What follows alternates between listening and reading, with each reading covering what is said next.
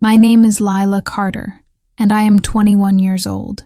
I live in a small town near Portland with my father, Thomas, my stepmother, Helen, and her daughter Maya.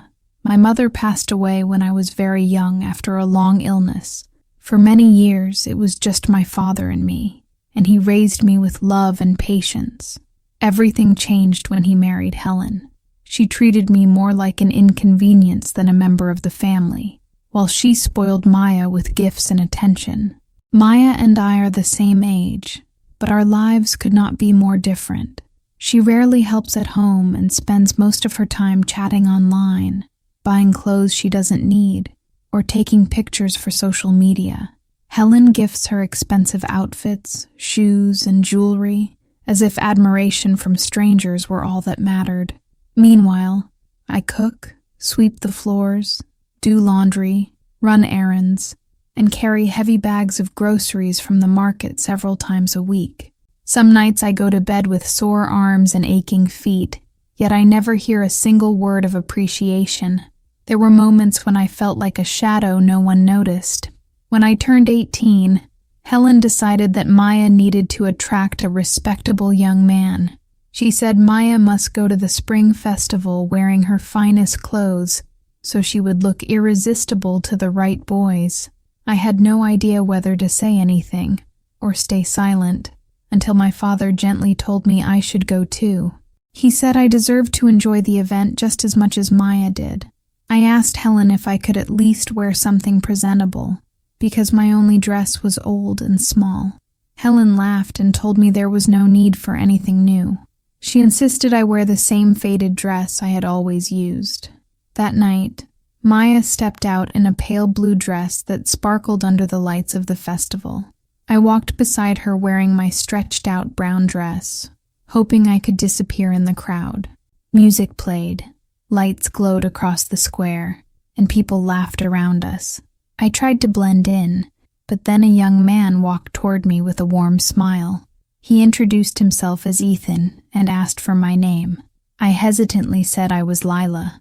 I was surprised when he told me he had seen me helping at a volunteer booth in town and admired how I stayed late without asking for anything in return. No one had ever noticed my efforts before. I barely had time to respond before Maya pulled me away, claiming we needed to go home immediately.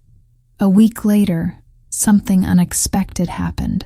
Helen announced that Maya would wear one of my old dresses to the next event, and I would wear hers. I could not understand her intentions, but I had little choice but to follow her plan.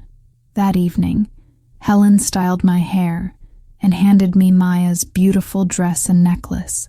When we arrived at the next festival, people turned to look at me. Their expressions were kind, curious, even impressed. For the first time in my life, I felt that others truly saw me. Ethan came toward me again and said I looked wonderful. He asked if he could visit my home one day to meet my family. Maya's expression tightened with frustration, and Helen looked unsettled, as if her plan had backfired in the worst way. A few days later, Helen sent me to the botanical garden to collect flowers. The ground was slippery from the rain, and I fell, injuring my leg. I could barely stand. Afraid and unsure what to do, I called Ethan. He came right away, helped me up, and made sure I reached home safely. He brought food, medicine, and visited every day until I recovered.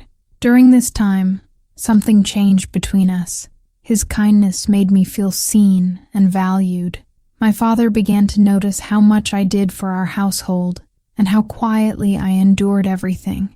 One evening, he told me he was proud of the strong and generous person I had become. Hearing that made my heart feel lighter than it had in years. After that, I stopped worrying about Helen and Maya's constant attempts to ignore me. Instead, I focused on my studies, helped neighbors with small tasks, and spent more time with Ethan. He listened to me, respected me, and encouraged my dreams. I realized that I cared about him deeply and that his presence brought peace into my life. Later that year, my father organized a small family gathering. Helen tried to make Maya shine, but when Ethan arrived, he greeted me with sincerity and affection. In front of everyone there, he told me he wanted to stay by my side and build a future with me. My father smiled, and I felt a happiness I had never experienced before. After a few months, Ethan asked me to marry him. I said yes. We had a simple wedding surrounded by people who truly mattered. My father stood proudly by my side. Helen and Maya remained quiet, but I no longer felt hurt by them. Instead, I felt free to start a life of my own. Today, I am married to someone who respects me. I have a father who believes in me, and I finally live a life where I am appreciated for who I am. I have learned that even when the world seems unfair, kindness and patience can transform our future.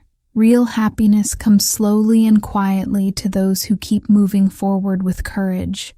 If you enjoyed this story, please like the video and share it with your friends. Don't forget to subscribe to our channel for more English stories and lessons. Your support means the world to us. See you next time, here on Learn English Journey.